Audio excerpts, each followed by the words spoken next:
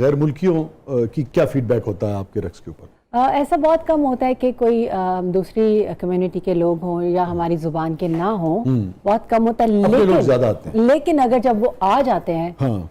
तो वो हमारे फैन ही होके जाते हैं। वो इतना वो हमसे भी ज्यादा एंजॉय करते हैं। और तब पता चलता है कि एक एक्टर की, एक आर्ट की क्या कदर है। सबसे ज्यादा कहाँ गैर मुल्कियों ने आपको शो को ऐसा याद आता हो कि जहाँ बहुत ज्यादा गैर मुल्की थे तादाद में? यूरोप में जब हम जाते हैं तो तकरीबन हर जगह, अगर स्पेन में है तो कुछ स्पेनिश लोग होते हैं, अच्छा। इटली में है तो कुछ इटालियन लोग होते हैं। यूरोप में बहुत ये कॉन्सेप्ट है कि जैसे एक पाकिस्तानी है, उसकी शादी किसी इटालियन से अच्छा, हुई अच्छा, है, अच्छा, अच्छा, अच्छा। तो वो अपनी फैमिली को ले आते हैं, इस तरह करके तो फिर इकट्ठे हो जाते हैं सारे। और उनकी तरफ से जो मोहब्बत मिलती है ना, वो बड़ी लाजवाब होती है। वो क्योंकि वो लफ्जों की मोहताज नहीं होती ना, वो अपने एक्सप्रेशन से और अपनी बॉडी लैंग्वेज से एक्सप्रेस कर रहे होते हैं, तो वो समझने में, वो फील करने में बहुत मजा आता है। क्या बात। हमें बताइए इसकी क्या वजह है? देखिए ना, जो लय है वो तो सेम है ना, उसको आप कहरवा कह लें, दादरा कह दें, वो वहाँ पे बीट का वो बदल जाएगा, नंबर्स बदल जाएंगे ना।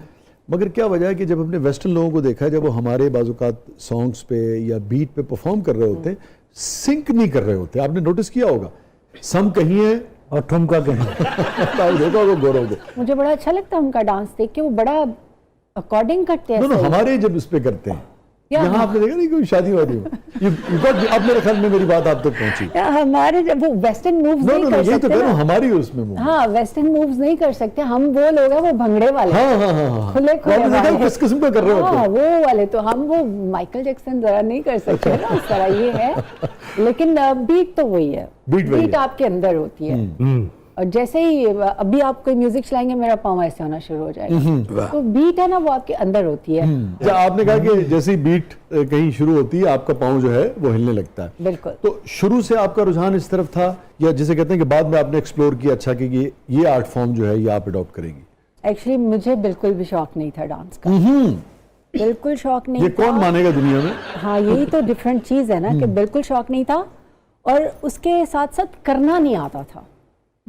एक स्पिन कैसे करते हैं मुझे ये भी नहीं आता था। और बहन मेरी देखे माशाल्लाह कितनी जबरदस्त परफॉर्मर है, लेकिन मैं बिल्कुल जीरो थी, बिल्कुल अंडा जिसको कहते हैं ना। तो मैंने सीखा, मैंने जीरो से सीखा, मैंने क्लासिकल सीखा। अच्छा। मैंने बहुत मेहनत की, मैंने 8-8 घंटे प्रैक्टिस की। मैं ऐसी नहीं हूँ कि हाँ मेरे अंदर था, मैंने पॉलिश किया और मुझे आ गया, नहीं। अच्छा। मेरे अंदर नहीं था। और उस वक्त नरगिस साहबा परफॉर्म कर रही थी? स्टार्ट थी वो। अच्छा, very interesting. I was 8 years old। वो जब तक मेरा डांस का टाइम आया तो वो बहुत बड़ी स्टार थी। अच्छा। बहुत बड़ी स्टार थी। तो मेरी स्टोरी ये है कि जो लोगों को नहीं पता कि मुझे बिल्कुल नहीं आता था। अच्छा। बिल्कुल भी नहीं। अब सवाल ये पैदा होता है कि कैसे फिर आपने इसका इंतखाब किया कि मैं भी इस शोबे में जाऊंगी? मैंने इंतखाब नहीं किया शोबिज में आने का। ये इंतखाब नरगिस और मेरी वालदा साहिबा ने किया। अच्छा। कि आप शोबिज को ज्वाइन करेंगी, और मैं बिल्कुल भी विलिंग नहीं थी इसके अंदर, बिल्कुल मुझे पसंद नहीं था ना। लेकिन फिर चूंकि बड़ों की जो बात होती है वो माननी पड़ती है, फिर मैंने उसको इतना मेहनत किया कि उनको फिर करके बताया कि हाँ मैं कर सकती हूँ। लेकिन जब मैंने पहली बार डांस किया था तो सब लोग ऐसे हंस रहे थे और मेरा मजाक बना रहे थे और कहते प्लीज बंद कर दो, ये गाना कोई बंद करेगा जरा, कि लगता कोई पागल डांस कर रहा है। तो मैंने यहाँ जीरो से सीखा। दीदार, जिस चीज़ का शौक न हो उसको इस पाए पे लेके जाना कि उस शोबे में, अपने मुल्क में, अपने खत्ते में एक नाम पैदा करना, ये बड़ा मुश्किल काम होता है। और जिस चीज़ का शौक न हो उसकी 8-8 घंटे रियाजत करना, ये भी एक मुश्किल काम होता है।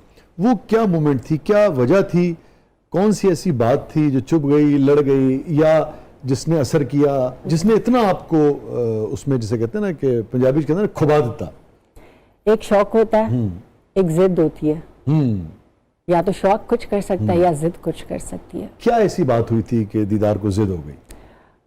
मतलब ये नहीं कर सकती, इसको नहीं आता, ऐसे को कुछ नहीं होना, और मैं ही यहाँ बस कलम कली। तो लाइक वो जो एक जिद थी ना, अच्छा नहीं मैं कर सकती हूँ। तो आपको पता है कितना मुश्किल होता है कि जब एक पहले से स्टार हो घर पे। नॉर्मली शायद आप अंडरस्टैंड कर सकते हैं इस चीज को। हाँ, ये तो चूंकि नॉर्मली किसी के लिए फेम हासिल करना और ये सब इतना मुश्किल नहीं होता।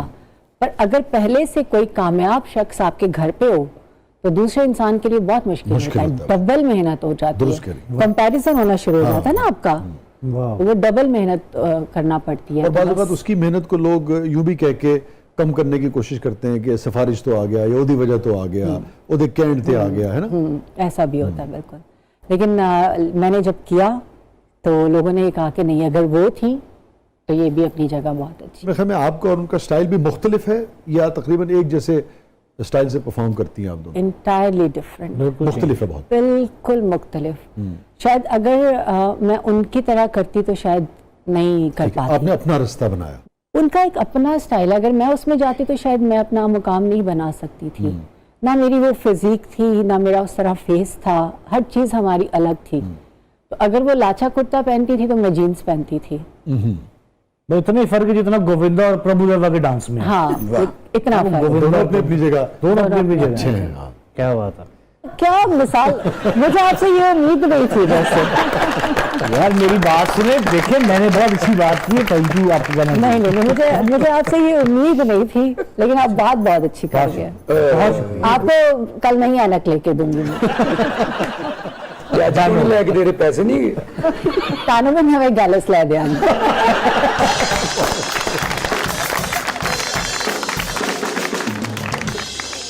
अच्छा भाई, पैसे वैसे की बात हुई है तो सुना बहुत पैसे लेती हैं आप? अरे नहीं प्लीज, हाँ, अभी टैक्स सबसे का महंगा टैक्स का आपको- महीना अभी गया, प्लीज माफ टैक्स का महीना। ये तो गुजर गया ना, अब तो आपने वो यानी कि फाइल कर दी होगी ना अपनी। नहीं, ये ऑन एयर आना है, फिर ये कहीं ना कहीं पड़ा होता है किसी जगह पे, प्लीज नहीं।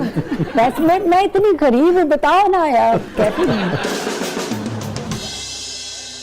आप हैं और आपके शोबे में जितने लोग काम कर रहे हैं, कोई रेस होती है कि अच्छा भी कौन ज्यादा अच्छा परफॉर्म करता है, या ये रेस होती है कि अच्छा सबसे ज्यादा मैंने मुआवजा वसूल किया?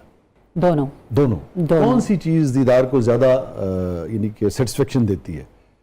ज्यादा अच्छा performance- परफॉर्म करना, ज्यादा अच्छा परफॉर्म। ज़्यादा अच्छा परफॉर्म करना। और आप यकीन मानिए कि जब मैं पाकिस्तान में ड्रामास करती थी तो लाइव शो है, आपकी परफॉर्मेंस ऊपर नीचे हो जाती है, कुछ फिक्स तो है नहीं कि वही डेली चला देंगे हम। आर्ट है ना। तो अगर किसी दिन मुझे कम लोगों की तरफ से तारीफ मिली और किसी मेरी को आर्टिस्ट को ज़्यादा तारीफ मिली, आप यकीन मानिए मुझे सारी रात नींद नहीं आती थी, सारी रात। काश मैं ਉਹਦੀ ਗੁੱਟ ਪੁੱਟ ਦਿੰਦੀ, ਕਾਸ਼ ਮੈਂ ਉਹਨੂੰ ਧੱਕਾ ਦੇ ਦਿੰਦੀ, ਅੱਜ ਮੈਂ ਦਿਨ ਤੇ ਨਾ ਵੇਖਦੀ, ਉਹ ਮੇਰੇ ਤੋਂ ਅੱਗੇ ਤੇ ਨਾ ਨਿਕਲਦੀ, ਸਾਰੀ ਰਾਤ ਸੌਂ नहीं ਸੀ ਸਕਦੇ अगले। यार उनकी बात तो सुन ले पहले। नहीं, मैंने सुना आप तस्वीर दीवार पे लगा के उस पर कांटा भी लगाते थे खड़ा होकर। नहीं, अल्लाह माफ करे, ऐसी कोई बात नहीं थी। मैं वेट करती थी कि दोबारा शाम हो जाए और हमारा शो स्टार्ट हो, और ये बुत मैं- पहन के आए। तो मैं आधे कपड़े लुका दिया। ਲੁਕਾਉਣ ਵਾਲੀ ਗੱਲ ਬਾਤ ਦੀ, ਤੁਸੀਂ ਕੱਟਣੇ ਸੀ। नहीं, ऐसी कोई बात नहीं थी कि मैं आज उनसे बेहतर करूं, अच्छा। और फिर मुझे जाके कहीं सुकून और तसल्ली आती अच्छा, थी। अच्छा, अच्छा। और मैं ऐसा करती थी, फिर मैं दोबारा उसको याद करती थी, दोबारा प्रैक्टिस करती थी, और उस दिन जाके फिर मैं उनसे बेहतर ही परफॉर्म करती थी, फिर जाके घर सुकून से सोती थी। और वो जागती रहती थी। यार आज जुम्मे क्यों परफॉर्म करता है यार।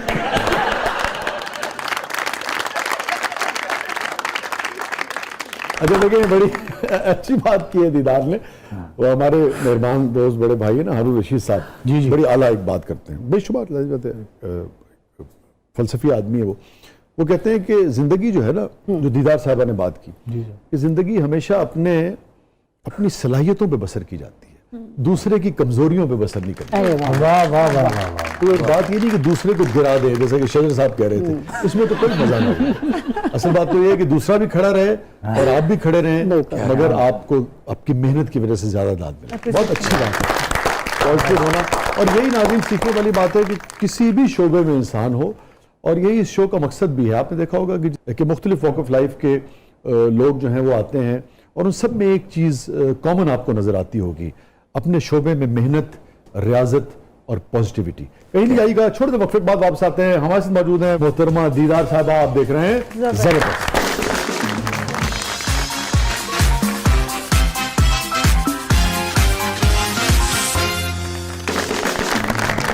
वेलकम बैक नाज़रीन, जबरदस्त में एक बार फिर खुश आमदीद। और रिदा साहबा, क्या है प्रोग्राम के इस मसले में? अब हमारा सेगमेंट है breathless 2020, so are you ready?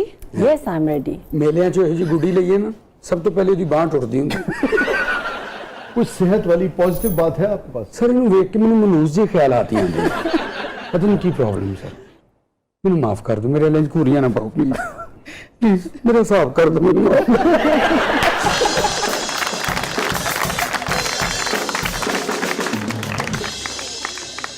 अभी फिटनेस की बात हुई है तो मुझे बताएं आपकी फिटनेस का क्या राज है? पहले आप माशाल्लाह बोले। माशाल्लाह। हाँ नहीं माशाल्लाह, जो भी आदमी फिट है जी अल्लाह आप ताला से। माशाल्लाह बोले, हम इंशाल्लाह बोलते हैं।